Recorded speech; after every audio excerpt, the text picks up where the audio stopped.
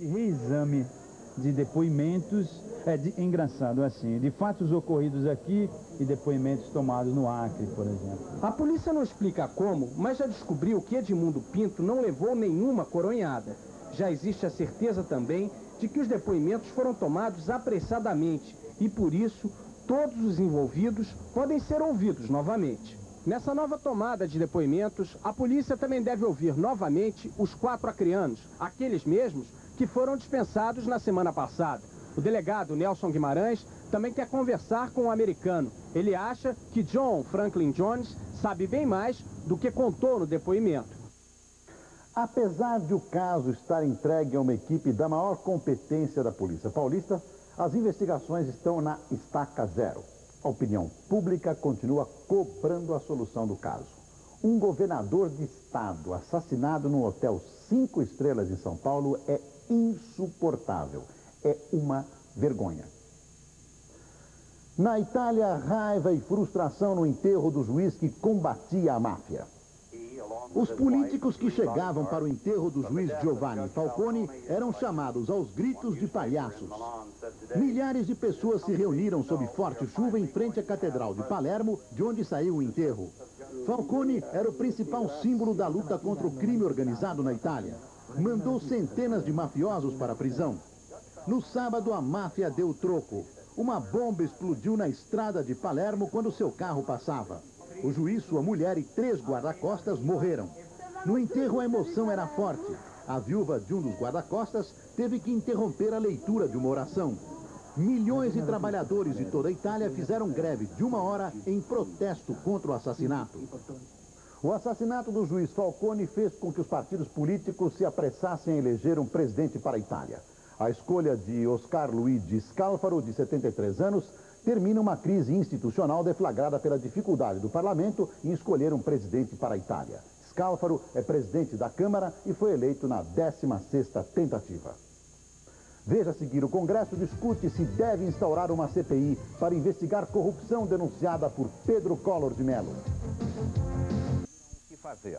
Na verdade, ele está numa posição de um homem que não é exclusivamente dono do seu destino e das suas ações, por razões óbvias. De forma que ele tem que ponderar algumas coisas pessoais e há de haver ponderações também de ordem jurídica que nós faremos conjuntamente. Em virtude das acusações que têm sido feitas de tráfico de influências, de que ele estaria levando dinheiro do governo, qual é o tipo de ação que pode caber aí?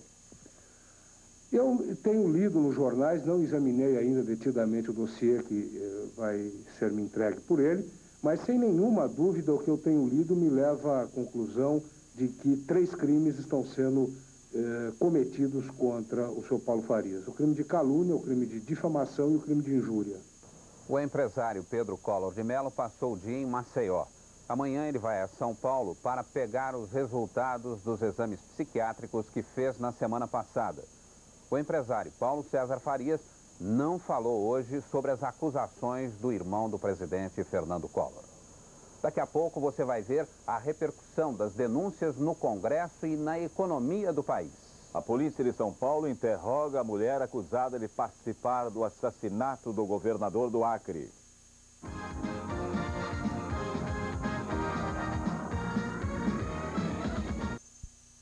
Para o PT, o país vive uma crise institucional. O presidente do partido, Lula, defendeu hoje a instalação de uma CPI no Congresso. Ele quer urgência na apuração das denúncias de corrupção envolvendo o presidente Collor. Se confirmadas, o PT quer o impeachment ou a renúncia do presidente.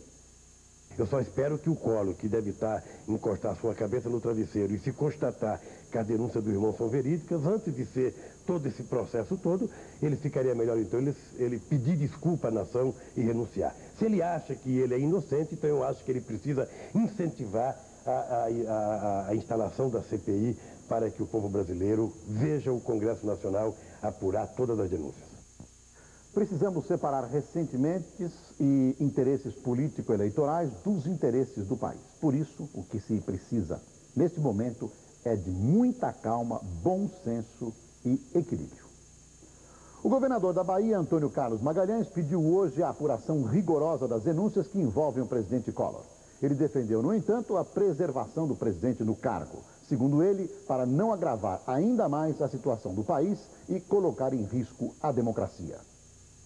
Eu acho que ele não deve ser afastado, não. Eu acho que ele não deve ser afastado. O senhor falou... Para botar quem? Um general? Um almirante? Um brigadeiro? O senhor falou em golpe no começo... Agora, se vocês estão com saudade dos generais, ou dos brigadeiros, ou dos almirantes, aí é um problema de vocês. Põe aí isso aí. As denúncias de Pedro Collor de Mello fizeram o Congresso desengavetar a CPI sobre o empresário Paulo César Farias. Os líderes decidem amanhã se instalam ou não uma CPI para investigar o tráfico de influência no governo. O bombardeio do irmão do presidente Collor fez o Congresso reagir. Hoje, quem apareceu no plenário só discutiu um ponto: abrir ou não uma comissão parlamentar de inquérito para investigar as denúncias. Até a semana passada, os parlamentares, inclusive da oposição, ficavam com o pé atrás quando falavam em CPI. Até porque as denúncias de remessa irregular de dinheiro ao exterior e sonegação de impostos envolviam só o empresário Paulo César Farias. Mas como o leque de acusações aumentou, atingindo o próprio presidente da República, os líderes de todos os partidos resolveram marcar posição. E amanhã decidem pela abertura ou não de uma CPI para investigar o tráfico de influências no governo. O Congresso Nacional tem como único instrumento para averiguar a CPI. Fora da CPI, o Congresso não tem outro instrumento. E nesse momento grave, nenhuma instituição pode se omitir. E fora da CPI, o que resta ao Congresso? O líder do PMDB no Senado é um dos que já mudaram de ideia. Quer agora a instalação da CPI. Há outros fatos muito menos graves que têm ocorrido no país e que redundaram na instalação de comissões parlamentares de inquérito. Qualquer fórmula para se apurar, o presidente aceita e deseja que se forme. Agora, eu não sei qual é a melhor forma. Eu acho que a investigação deve, em primeiro lugar, caber aos investigadores normais. Quem são eles? Polícia, Receita Federal e Ministério Público. São instituições criadas pelo regime democrático para investigar crimes. Tem vocação, tem temperamento, tem instrumental, tem o dever. O Congresso Nacional não é uma delegacia de polícia. A sua investigação tem outra natureza. Está aí o equilíbrio do deputado. É um momento delicado. O equilíbrio institucional pode estar e está nesse momento na mão do Congresso. O que se espera é uma atitude equilibrada dos parlamentares que propicie a real apuração desses fatos dentro da lei. Se a opção for uma CPI, apesar ainda da falta de provas nas acusações, essa CPI não pode ser transformada, como muita gente quer, em palco de demagogia política que possa levar o país ao caos político. Todo cuidado agora é pouco. Daqui a pouco tem mais notícias sobre as denúncias que o irmão caçula do presidente fez através da revista Veja. Apenas 2,4. E o mais importante, nem foi preciso uma intervenção do Banco Central para esfriar o paralelo. O dólar comercial contentou-se com alta de 0,84%, exatamente a média diária de maio. E no conjunto da economia?